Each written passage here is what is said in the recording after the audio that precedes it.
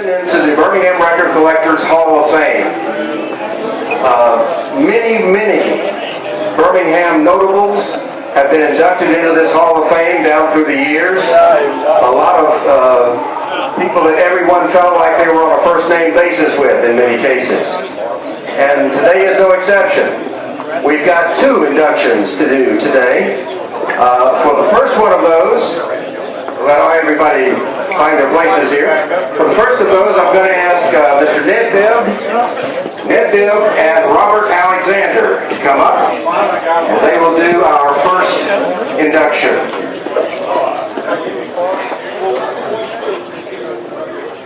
I'm Ned Bibb and my buddy Robert Alexander. We're here to introduce Bunky Anderson as one of this year's inductees. Prepared a few notes here I wanted to say about Bunky. Bunky's story is the classical rags to riches story. He was raised in a very rough neighborhood. It was so bad, in fact, that the police station had a peephole on the door. As a youngster, Bunky aspired to become a drummer. However, it was very difficult for someone from such humble beginnings succeed in such an endeavor. Even the most basic needs like assembling a drum set was a challenge. However, Bunky persevered. He has fond memories of stealing his first bass drum pedal.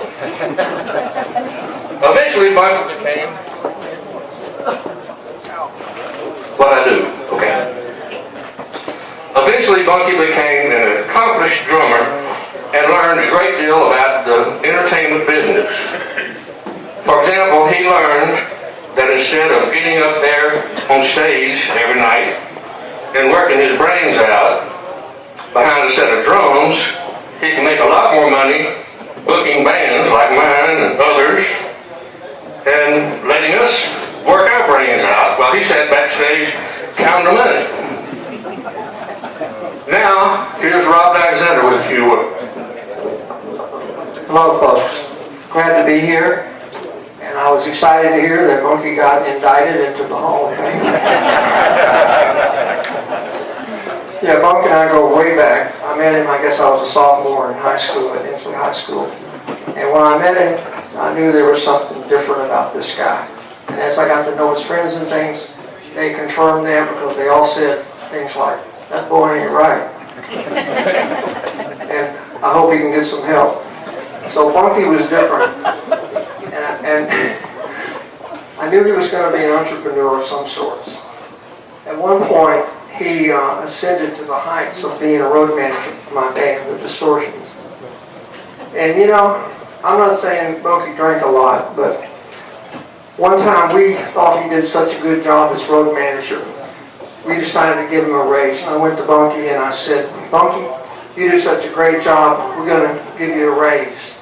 And he looked down and he says, "I don't think so. I can hardly drink up what you pay me now." So Bunky went on to greater things, and I guess his really big accomplishment in music was to run a talent agency and a booking agency where his band competed with other bands for jobs, and you know where that ended up. So we're proud of Bunky. He's always shown strength when he has life challenges come at him. And he's shown strength with admirable amounts of hostility and fatigue. You know, speaking of fatigue, Bunky was a hard-working man, still is. But you know, he really knew how to relax. He had a PhD in relaxation. One time I called him up and I said, "Bunky, what you doing?" He said, "Nothing." I said, "That's what you were doing yesterday." He said, "I wasn't finished."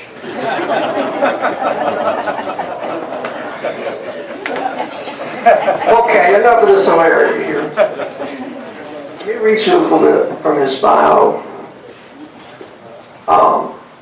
It was not until in high school at Inslee that he became serious about the drums and would soon begin his career as a drummer in bands. Touring touring for a year with the Malibus opened up the world of music, of the music industry to Bunky. Then began a career that has lasted over 40 years in the business, and that's just remarkable right there. During that time, he's been a part of many bands, some for a few shows, other for many shows. The list includes such local bands as the Days of the Week, Distortions, Freda Wallace, American Cyrkus, nationally Bunky. Oh, that's not a band name. Nationally, Bunky has performed. It was a good band name. He has performed with Janis Joplin, that was while she was alive, and Chuck Berry, Bo Diddley, Oliver, the Swingin Medallions, the Drifters, the Tams, the Box Tops, Classic Four, and the Allman Brothers. Way to go, Bunky. So, let's welcome Bunky as he prepares to receive this honor from the Birmingham Record Club. Induction into the Hall of Fame.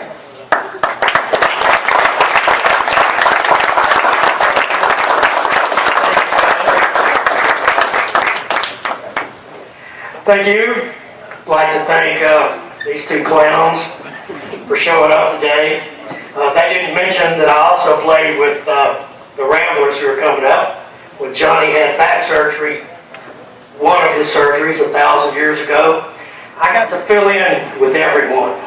I never could keep a job, so I was sort of the bullpen. And first of all, I'd like to thank everybody for coming out, the record club, for Charlie and Jack, who, these guys work all year round to keep the record thing going, and that's great. I got to thinking, well, why are they inducting me into a record thing? I really didn't have a whole lot to do with records. It was more what records had to do with me. I remember growing up a poor black child in Central Park. I did live next door to the Crystal Hamburger, so there was a lot of folks. I got to hear a lot of different music. But my Aunt Frances was the first one to let me hear 45s of, let's just say they were distasteful and horrible music. It was Chuck Berry and Buddy Holly and this guy that just screamed all the time, Little Richard. And when I heard that stuff, I went, man, that's what I want to do. That's just great. So I listened to that, and records, some of these records that are in these booths now, they made a big difference to me. And listening to those records and wondering what the people look. This is before, of course, MTV and all that stuff, and videos. Wondering what those people looked like that were playing on those records and how they got those sounds, and records just kind of took over. And that brought me to my best friend in those days, an inductee, a guy, Bobby Marlin, who was with the Distortions. He was my best friend, and we together, we went everywhere looking for records and listening to bands, and we were thrown out of every record store in Birmingham. We would, borrow things that we really did intend to take back, but once in a while we made it home with them. And Bobby introduced as the Distortions with Robert was the bass player, and Ned was the guitar player. And I didn't know them first as the Distortions. I knew them as the Counts. And the Counts became the Distortions, and I became, back then we didn't call it roadies, you called it your buddy. I was their buddy, which was a way of getting me to load the gear for nothing. So I loaded the gear, and Bobby and I became just best friends, and he introduced me to all the kind of the second group of record people that came into my life, and that was disc jockeys. And, we don't have, Tony Curry is probably the last bad disc jockey that Birmingham had, but back in the day, if you were nice to them, they let you go work at their armories, let your bands play for them. Dave Roddy was with WSGN, and the Brennans, Dan Brennan, let us play on the Shower Star shows. Robert, I'm sure, remembers those shows.